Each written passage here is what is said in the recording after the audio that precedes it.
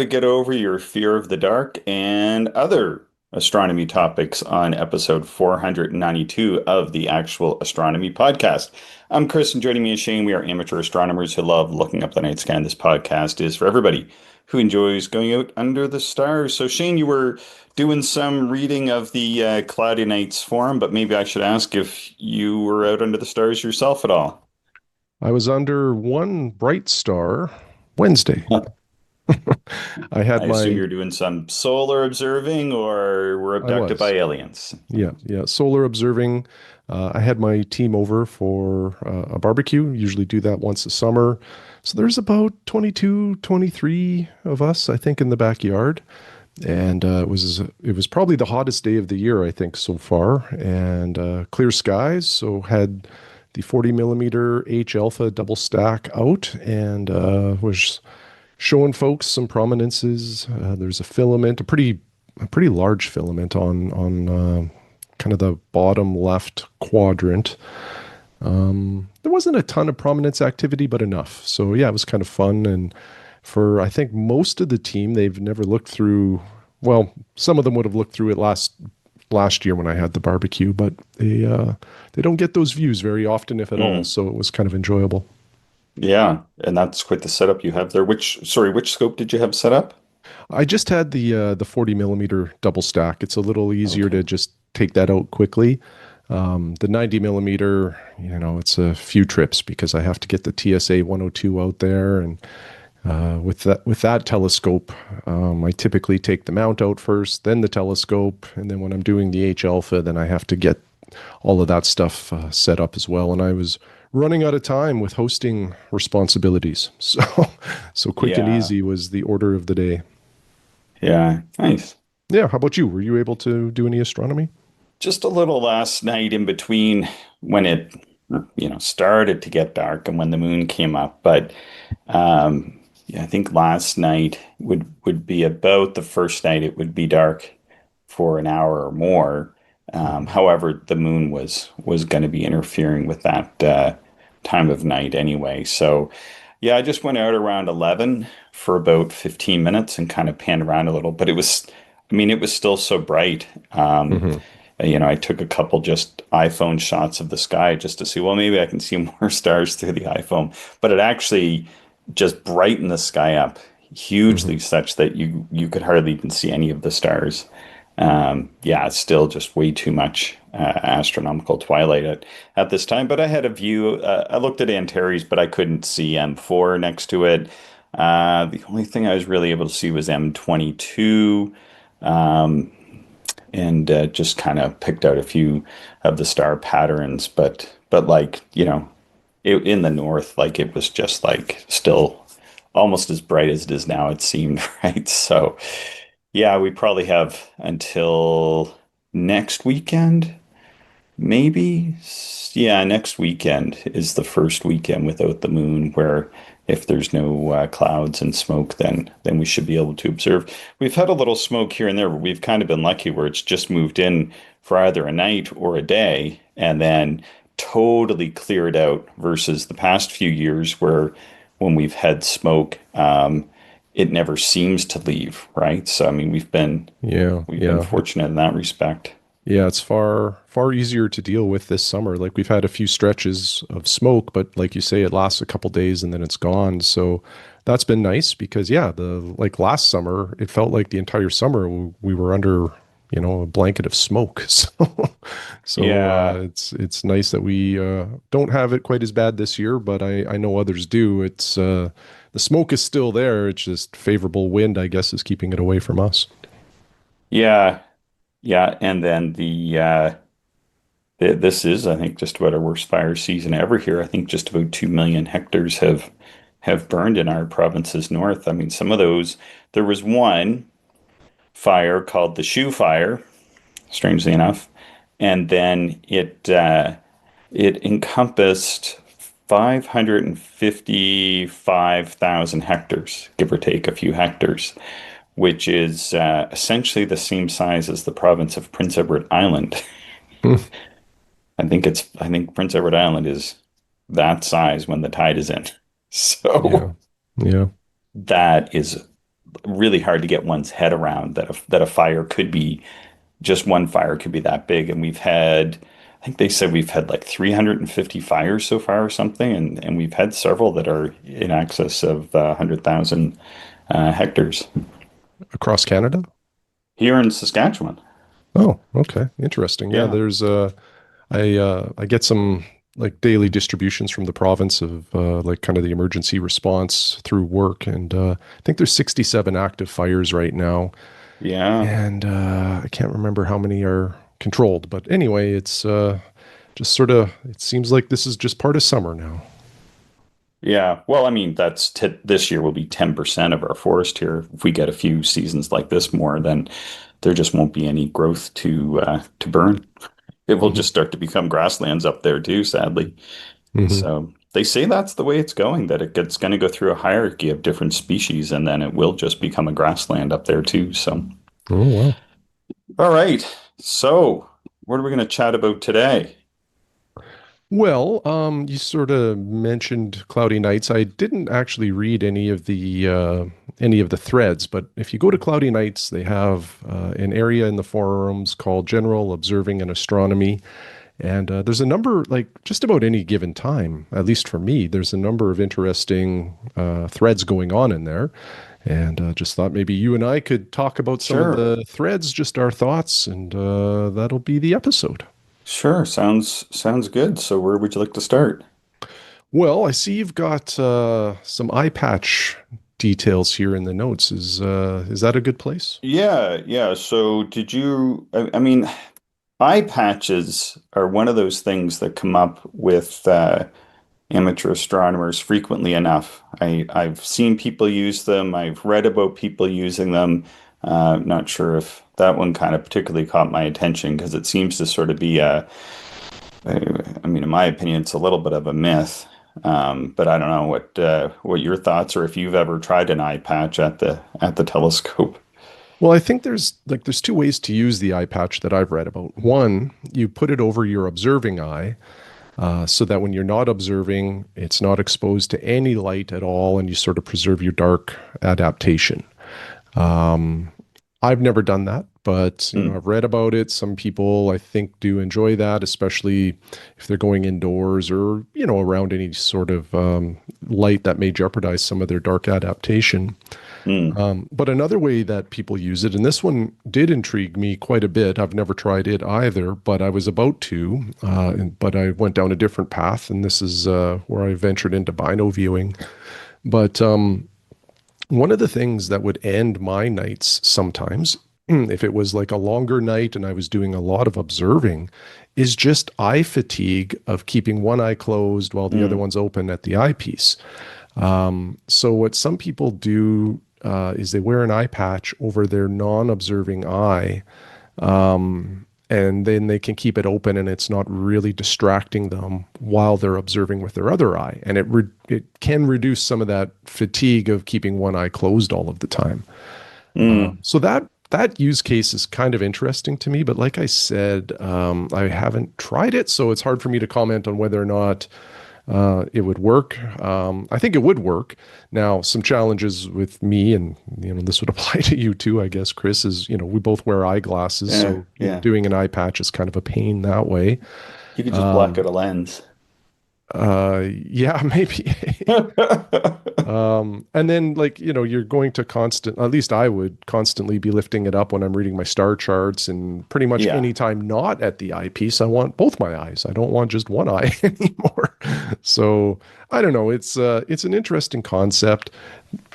I'd be curious to hear from any of our listeners if they use or have used an eye patch and just what their experiences were.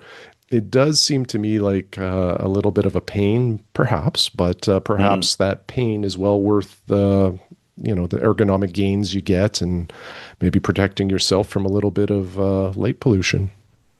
Yeah. Yeah.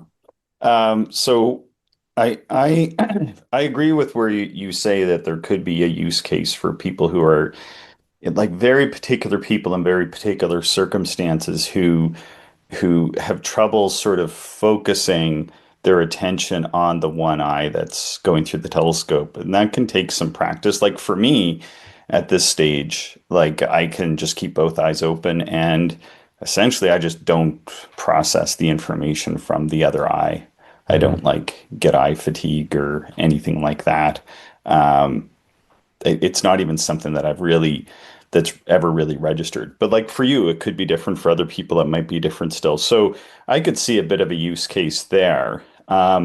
But like in general, I feel like one of the ideas around using an eye patch to preserve dark adaptation while doing astronomy, um, there might be a bit of an assumption here. So the way dark adaptation works is that, and now I'm just like pulling this off the top of my head, but when you go out and it's dark, you get this really big bump in dark adaptation over the first 15 minutes or so, and then gradually you still get an increase over a prolonged period of time, right? And I think that's in essence what happens when we're dark adapting. So during the day, though, what can happen is that if you're exposed to a lot of really bright light, it can cause what they call like a bleaching of the rods and cones in your vision. And that can impact how well you see things at night, even well beyond that 15 minutes or an hour or so. So, in essence, if you wanted to do this, I think that's when you would need to focus on wearing the eye patch, would be during the day.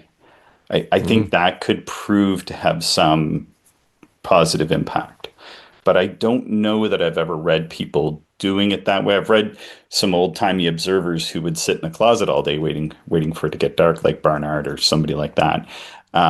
But in general, what I've read or I've even seen a few times in the field is people wearing an eye patch, um, and then just to ensure that that eye doesn't get exposed or stays extra sensitive or whatever, and and then flipping it up when they go to observe. And there's a problem in that theory, and that is that both our eyes, when working properly, do binocular summation. I've done a lot of reading on this with binocular astronomy, and you're processing information from both of the eyes is what it boils down to for the most part. And when we're using both of our eyes, as you would well know, Shane, as a binoscope person, you get this big bump in the view, right? Like we tend to see more when using both of our eyes looking through binoculars or binoscopes, right? I mean, that's why you did it. You went and spent the money, right? Well, a big part of it is the comfort factor for me. Yeah, And I do believe that that does lead to like kind of like longer observing or easier observing, which I think does then, if you kind of keep going down that path, it leads to being able to see more detail, more contrast, more everything because you're more yeah, relaxed, you're spending more time at the eyepiece, you're using both eyes, your brain does some other stuff. that's right. Yeah, it Yeah, all plays together. yeah, all those things. This is binocular summation, essentially. Hmm. Um, so because of that, if you have one eye covered, say you totally block out the light somehow from one eye so that there's like no way light can enter it, and then you shine a bright light into the other eye that is not covered, what do you think happens to the one that's covered? It doesn't dilate, it doesn't get impacted. What do you Well, that's what think? I've read. Yeah. And that's not true. It Okay. dilates or constricts at the same rate. It has to, unless you've got some sort of challenge. Hmm. That's how binocular vision works. That's how our eyes work. They work in conjunction. They are attached physically, Okay. so that if you shine a light into one eye and it constricts, the other eye will also constrict at approximately the same rate. You're not going to get like the bleaching effect or like as much of an after image. But if you're exposing yourself to that level of light while you're observing, then probably there's other problems with the observing situation, in my opinion. Hmm. That's the Hmm. only situation where you would benefit. The minimal light that you might get from red lights and that sort of thing is just not going to cause any kind of bleaching impact on those photoreceptors in your eye, such that it almost seems to me like this could be more of a psychological benefit than Hmm. an actual physiological benefit. I just don't understand how it could work. I did look it up. It's called a bilateral response phenomena of central light reflex. Somebody Okay. wants to look it up and correct me. I kind of understood that, but I did look up to see if my understanding was correct. And they've done all kinds of studies on this. This is just how our eyes work. People can even experiment for themselves safely, I suppose. But that's something I see all the time, which I never quite understood. And also, as a small child dressing up as a pirate for Halloween, being a maritimer, it's very uncomfortable to wear an eye patch as well, I find. So, yeah. Yeah, yeah, I did buy one for astronomy purposes, and it was just a inexpensive one at the local drugstore, and I put it on just to try it on, and yeah, it was not comfortable, that's for sure. Yeah, Yeah. they are not comfortable. But the way you described it as a use case where you want to keep both eyes open and in that kind of situation, typically I try to have I mean, maybe if you're in like a really bright area or something, I mean, I suppose I just kind of feel like there's other and better ways to, um, have better observations, is hmm what it boils down to. Get a Bino viewer. Done. Case closed. Yeah, get a bino viewer. Just, don't use really bright lights. Get yourself, set up properly, like situated. Some people use blackout curtains and that sort of thing. I think like that could be hugely effective. So that Yeah, like in I that agree. immediate surrounding, like that's key. Your sort of immediate surrounding. However you can make that spot dark, that's just gonna really benefit. Because probably even if and observing hoods can work too. I once had a good sweater and some jackets that you could pull the hood down really tight, like over, like that's helpful, for areas that have extraneous light.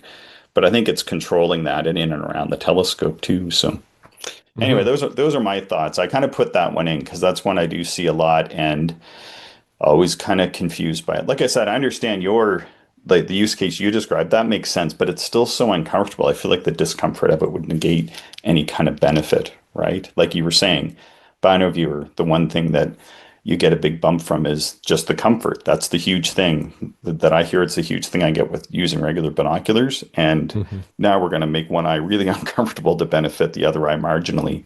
I don't know. It doesn't seem like a good use of one's time. Yeah, agreed. Cool. The other one I put in was because this one is an interesting one because it might seem like it could be, but I haven't really experienced it so much.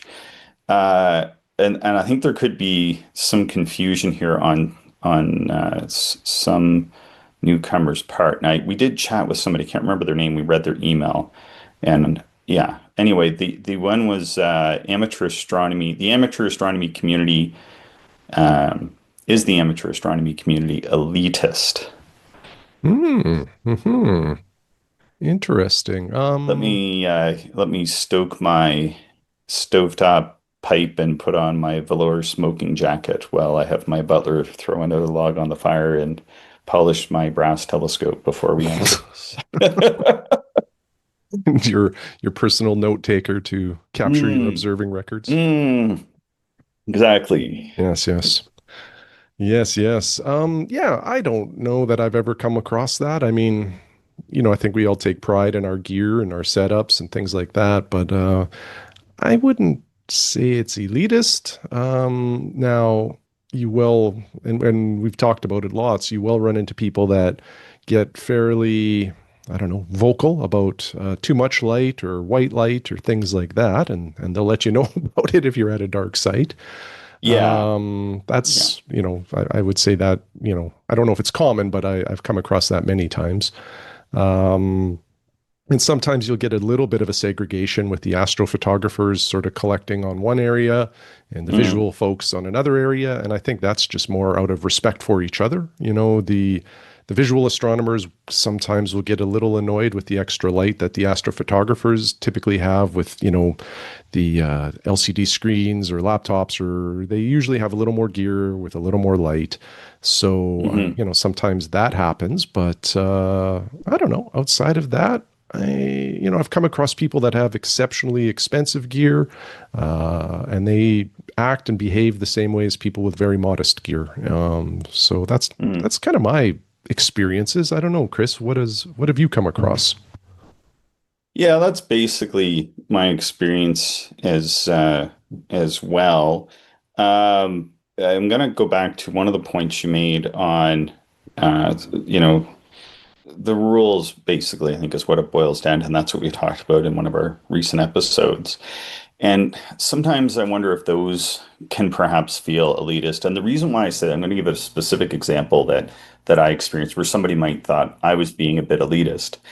Perhaps I don't know what they were thinking exactly, but I was at a star party, and it was a star party that had one of those rules that you could use a laser pointer from like 9 to 10 or 10:30, and that sort of thing, right? I think we've all attended events like that where after that period of time, you're not really supposed to use a laser pointer either for visual because that can impact other people's enjoyment of the night sky, because it really sucks when you're looking at M13 and five people are shining lasers at it.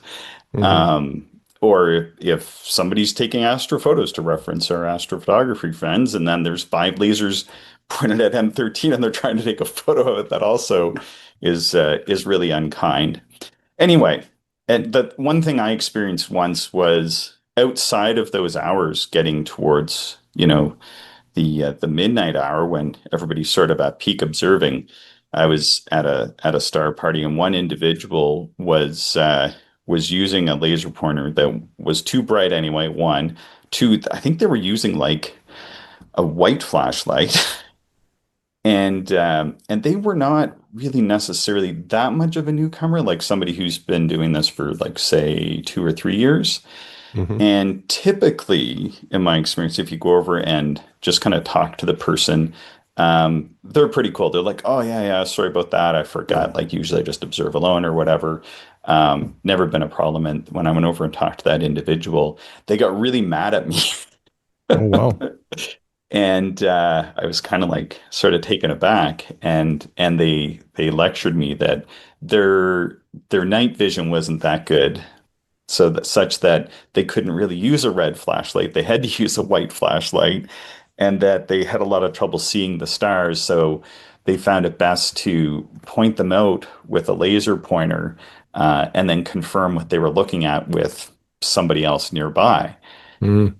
And I was just kind of like, well, like I kind of get it, but maybe go off to the sides, because they were like right in the middle of the observing field doing this, right? And but anyway, they were not happy with me, and I'm sure they did thought ill of me after that, just based on my interaction with them. But it's sort of one of those situations where some people are going to do it in a different way that really doesn't work well for everybody around them. It was like kind of wrecking everybody's astro photos too. It's just anyway, I didn't know the person, but apparently they were quite outspoken in this way. That's why nobody else had gone up and said anything. But Hmm. yeah, but one could be viewed as elitist because of these rules, right? Like in the email we read in a recent episode, a person was, and this I'm sort of generalizing here, but a little bit reluctant maybe to go to the dark sky observing party, or somebody might be reluctant to go to a star party or observing site or what have you, because they're not familiar with those rules, and a lot of the rules can seem a little bit esoteric, especially if you're new and not that experienced. And as well, people are going to recognize, like that individual did who wrote in, that what works for them in a light polluted area might not work great in a dark sky observing site around a lot of other observers, because they just had not experienced that yet. So we've gone back and forth about how to chat with others, and maybe set up a bit of a time to go out, meet, and experience, sort of with the guidance of somebody else or a mentor or whatever at that club, such that they would better able to integrate into the astronomical community without showing up in shining lights that are too bright, or lasers when people are trying to take photos or enjoy objects. Hmm. Hmm. Yeah, no, Any all good for comments for sure. Yeah, but typically no. Like some of the first amateurs I met were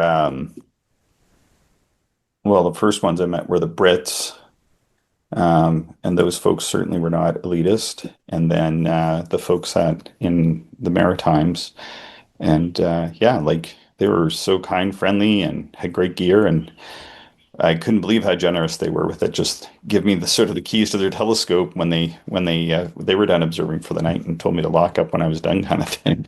Hmm. Wasn't really elitist, and I hear all kinds of great stories like that.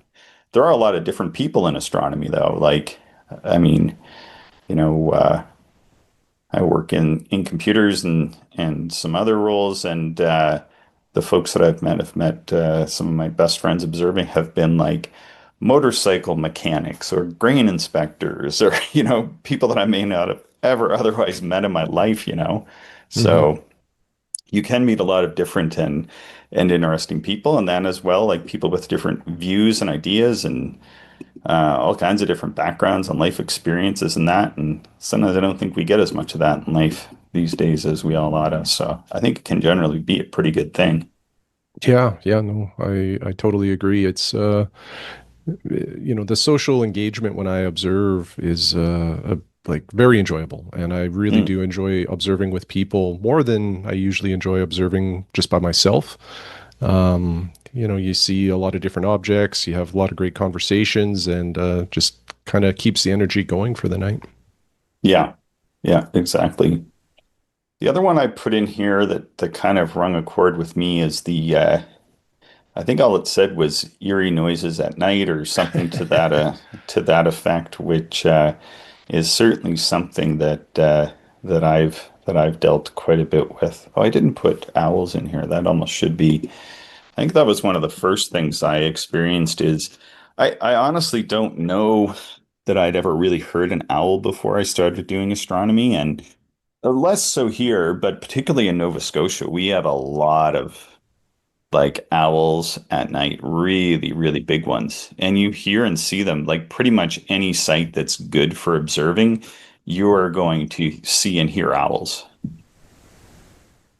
Yeah, I hear them occasionally around here, but not, it's not a regular occurrence for sure. So, Hmm. um, I I see them here. In fact, I've seen them quite a bit during the daytime here. I don't know that I ever saw one during the day back east. I think they're a different owl. But anyway, what else? Bats. Lots of bats. yeah, you kind of hear that sonar clicking. Yeah. It's kind of a neat thing, and occasionally I've seen them, kind of pass overhead just by luck. You'll see sort of a black object just streak across the sky. But Yeah, I had when I oh, go ahead. started observing here, I had one and it would come and fly right around me. It was really unhappy that I was here, but anyway, I'm not sure what happened to it. It would even kind of land on our table there, and then one night it crawled up underneath the umbrella. We opened it up the next day and it was sitting in there.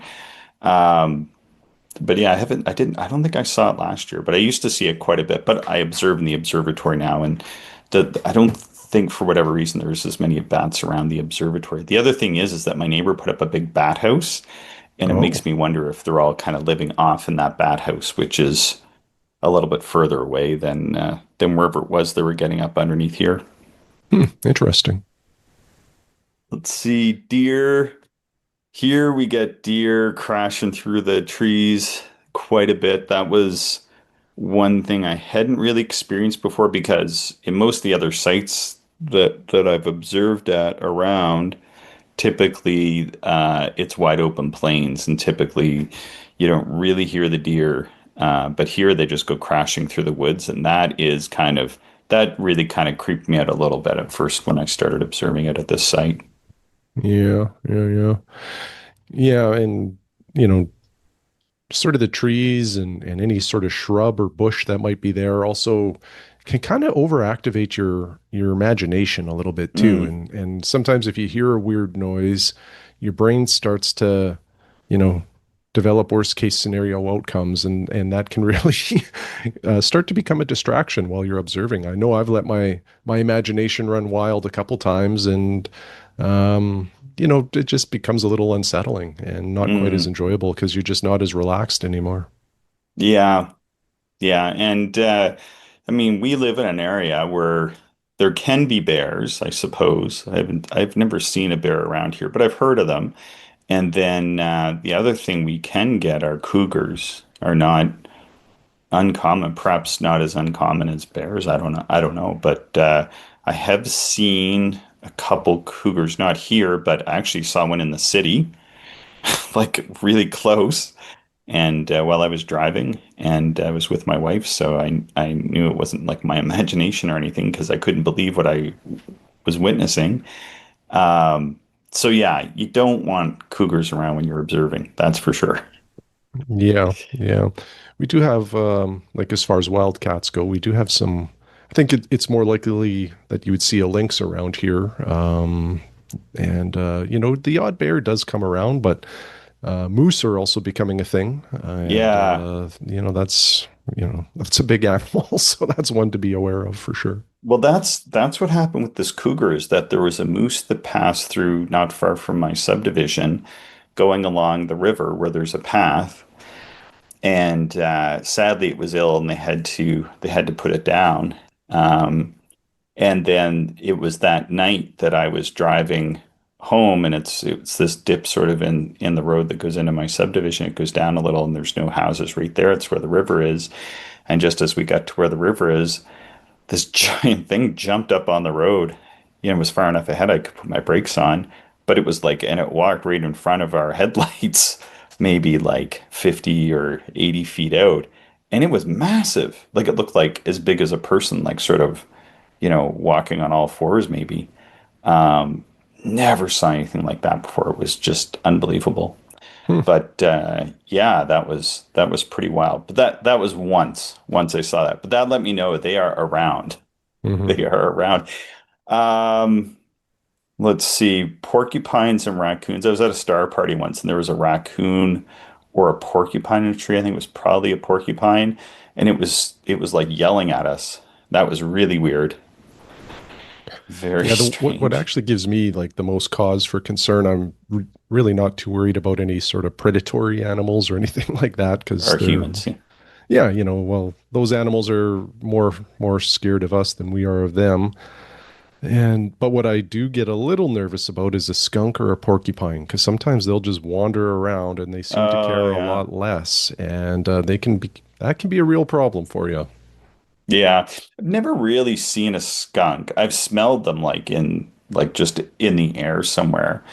But there doesn't seem to be as many skunks out here. It's pretty rare that I've ever even seen one on the highway or anything. Hmm. Back home though, like every other yard has a skunk. Like every single backyard shed that doesn't have a proper secured area such that they can't burrow underneath has a skunk under it. I think it's bad, Jeez. really bad. So yeah, you have a dog, it's just inevitable. What else? Yeah, the porcupine, they make a terrible sound. I think it was the porcupine. That was bad.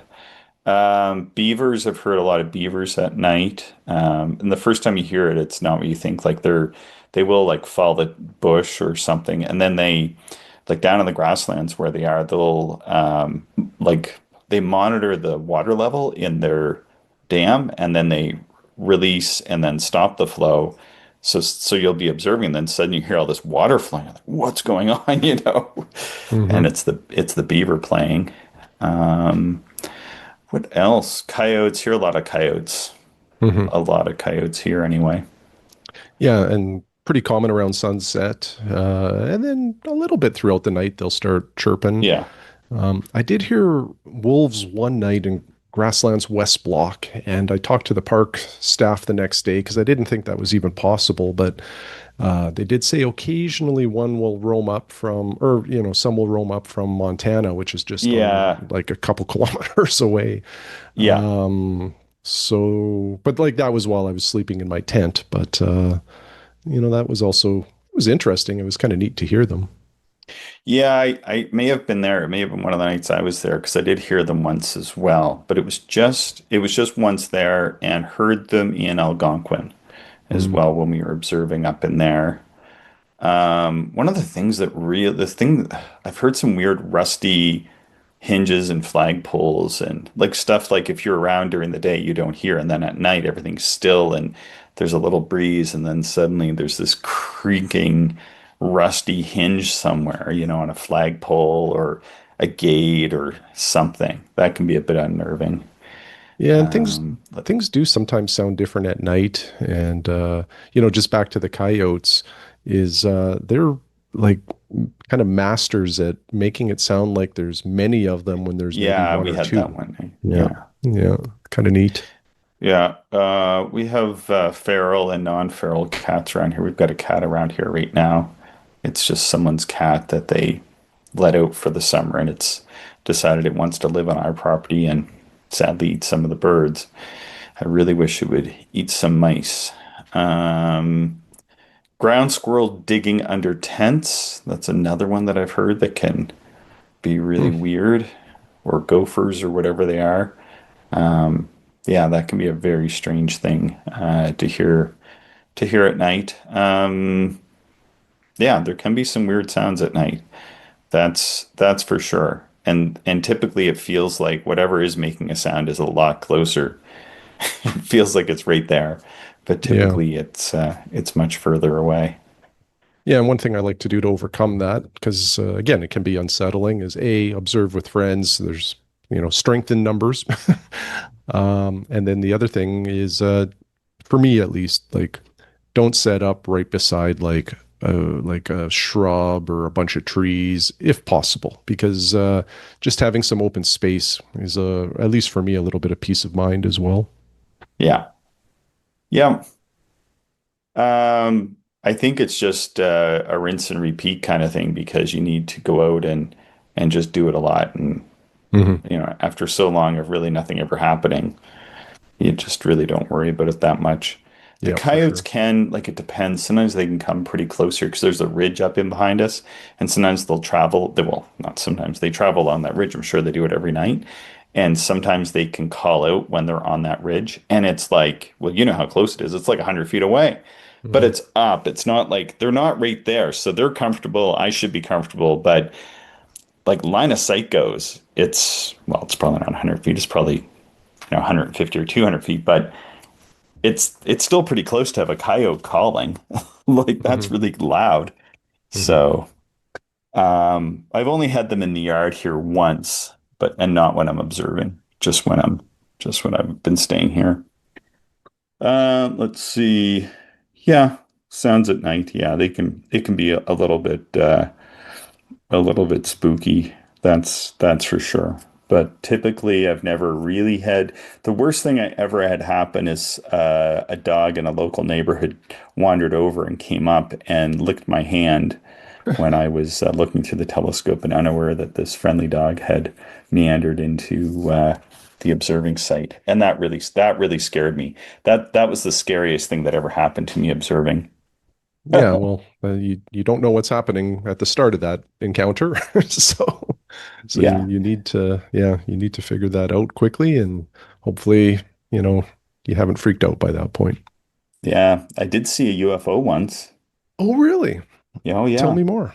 Well, I was driving back. I was chatting with Michael Wright about this. He's president of Kitchener Waterloo Center, and I was there. He and I met up and had lunch and hung out. I was looking at his observer, but I was telling he uses a site that I had discovered when I lived in Kitchener Waterloo, and I was telling him that I'd seen a UFO. And they're, oh, really? I mean, yeah, yeah, yeah, and it's true. I did.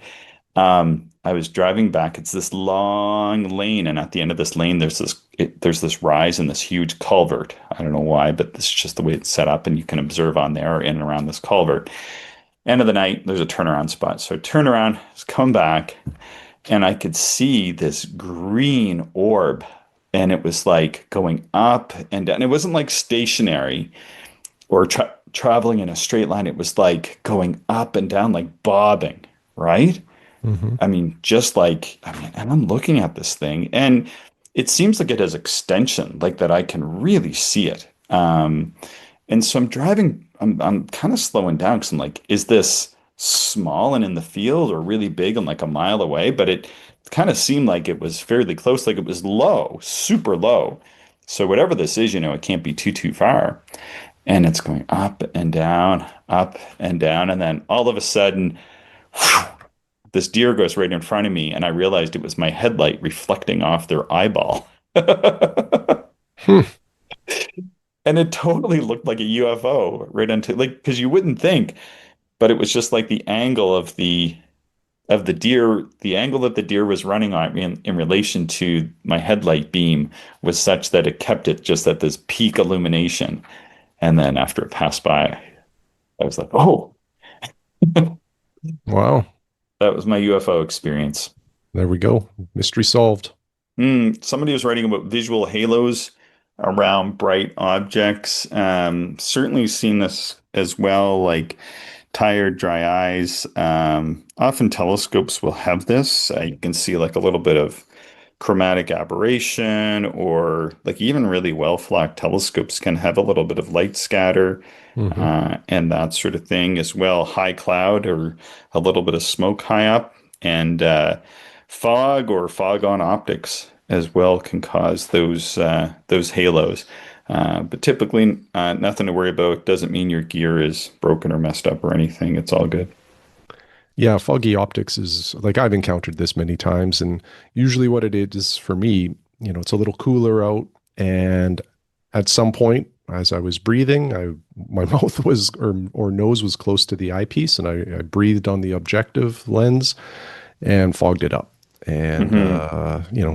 switched to a different eyepiece, and I'm back and running. But tired and dry eyes is also a real thing, and it's hard to overcome that. Like once that's happened, your night is probably close to done. When I was a single eye observer, that usually meant it was time to put the telescope away and pull out binoculars. Mm. And then, I could finish the night with a half an hour or an hour of binocular observing because using two eyes usually helps a little bit with that. You could probably try eye drops too, I suppose, but I think some of the tired, dry eyes mitigation happens well before observing. Mm. Make sure you're well hydrated, make sure you're well rested, and if you've done that, that'll probably give you the most staying time possible for your observing session. Nice. Nice. Those were the kind of the ones that I'd pulled out from the list. Any of those topics pique your interest, Shane? Yeah, no, it was interesting. And like I say, just about any time you go into this forum, there's a number of threads that look super interesting. And I think we sometimes can get caught up in the gear part of astronomy, but coming to this forum on Cloudy Nights, gets you a little closer to the observing part of astronomy, especially on those nights where it might be cloudy or for whatever reason you just can't observe. So it's a good place to go. Good reference. Lots of good discussions are typically happening there. Nice. Yeah. Okay. Anything else to add to this? No, that's it, Chris. All right. Please subscribe, share the show with other stargazers you know, and send us your show ideas, observations, and questions to actualastronomy@gmail.com. Thank you, everyone, for listening, and we hope you enjoyed the show. If you are interested in more information, would like to contact us, or if you would like to support the podcast, check out our website, actualastronomy.com.